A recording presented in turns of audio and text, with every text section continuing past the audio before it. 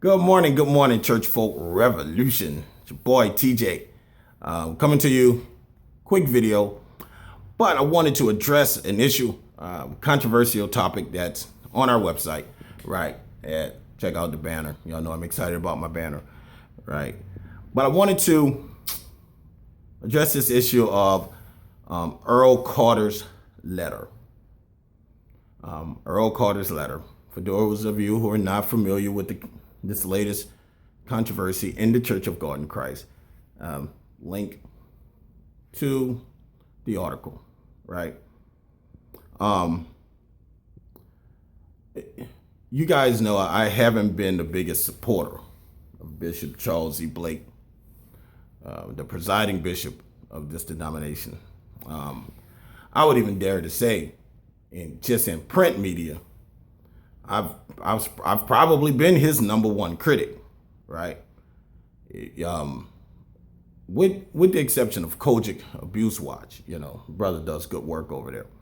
But I've been very, very, very, very, vocal and being upset with how Bishop Charles Blake has handled some issues, right? So when I come to you this morning, the following comments, I need you to understand what my position has been on Charles Blake, right?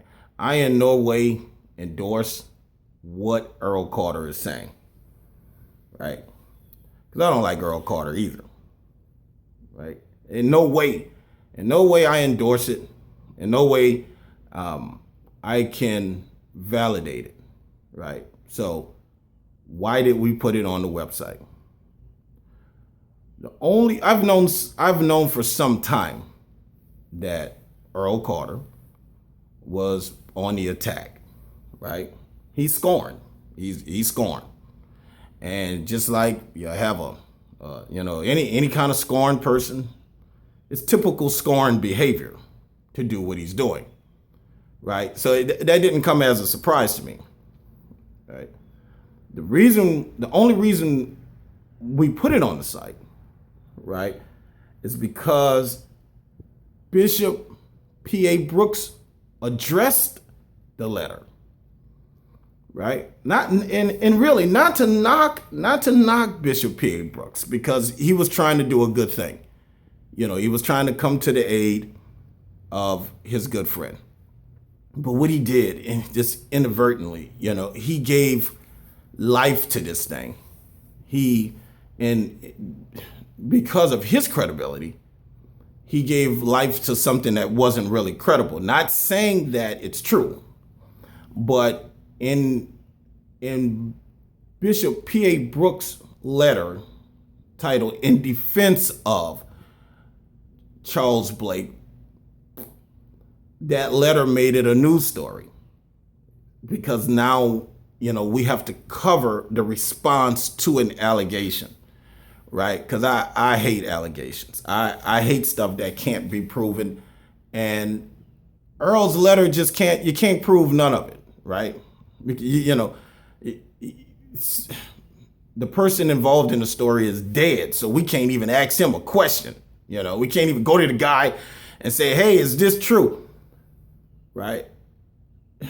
And it was very frustrating for me, for one, because I don't care for Earl Carter, right? And I just wish Brooks wouldn't have addressed this thing, Bishop Brooks. I just wish he wouldn't have addressed this thing and just left Earl out there to his own devices and his own nonsense. Here's why I have an issue with Earl Carter, right? Because,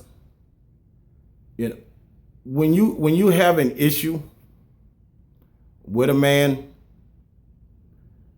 and you're in the midst of that man, you tell that man at that time, like at least how this is how we handle issues. I don't know how you guys handle it in your area of the country, but at least where I come from, in New Orleans, if you have an issue, if you're a man and you have an issue with a man, and that man is within feet of you, within 5 or 10 feet of you, then you say, hey man, let's go take a walk, bruh. And I got something I want to, want to work out with you, man.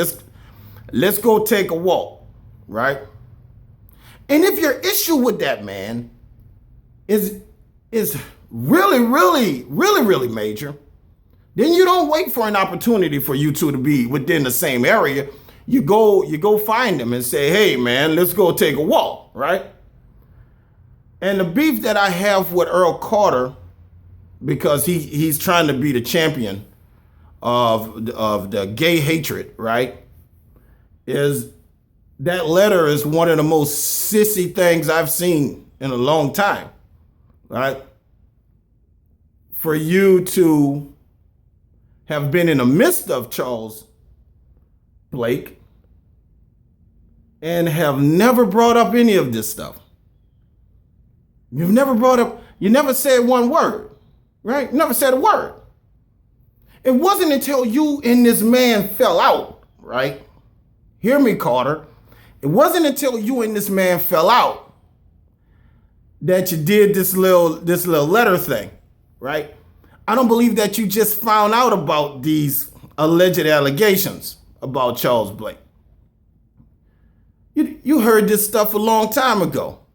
But as long as Charles Blake was giving you some spotlight, as long as Charles Blake was letting you speak at a holy convocation, so in other words, as long as he was giving you a platform, you were willing to be quiet about these things that you claim to be so passionate about. See, Earl Carter, passion is not situational. Passion is not some convenient thing that you just do from time to time, right? When you're passionate all the time. Like I don't like pimp preachers all the time. This banner is in my house. This is my house. I'm coming to you from my house. This is the sunroom of my house. So if you come through the front door and walk straight to the back of the house, you're going to see this banner. I'm passionate about this.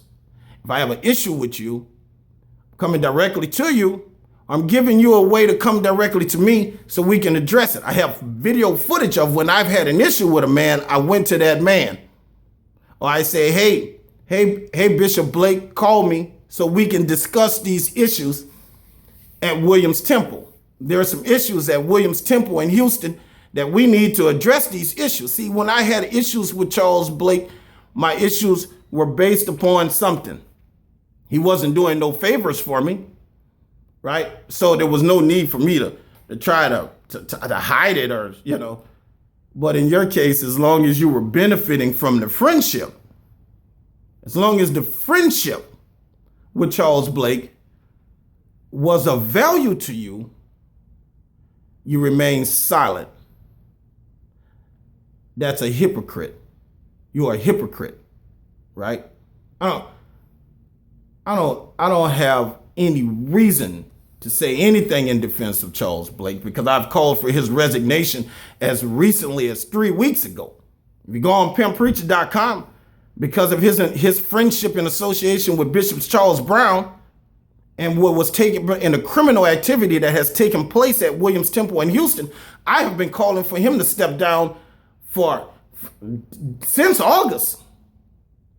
But for a coward and a low-life hustler like Earl Carter to release a letter about allegations when you stood on the same stage with the man, when you was at the same event with the man last year, you could have said, hey man, I think you're gay.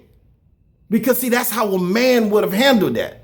If a man would have had a problem with his leadership, he would have said, hey man, I think you're suspect, bruh. I think you're suspect. But he would have said that to his face. He would have said, hey, Charles Blake, call me, 985-778-5569. I have a problem with you in the way that you've handled Williams Temple. That's my cell phone number. Call me. But for you to pull what I think is one of the gayest things I've ever seen, which is to throw a brick from across the country, I think you're a coward. I think you're a coward.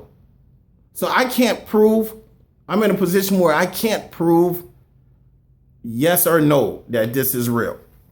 The one thing that I know for certain is that I don't trust nothing that Earl Carter says. Nothing that he says. I don't give any credit to anything. If Earl Carter would have said what he said in 2010 as publicly as he said it in 2010, I would say, that brother is full. That brother, man, that's a brother of integrity right there. But to attack this man the way you attacked him because your feelings were hurt, you're a coward. You're the biggest sissy out there. And you can call me and we can meet as men because I have an issue with you, Earl Carter. It's your boy TJ, Church Folk Revolution, pimppreacher.com.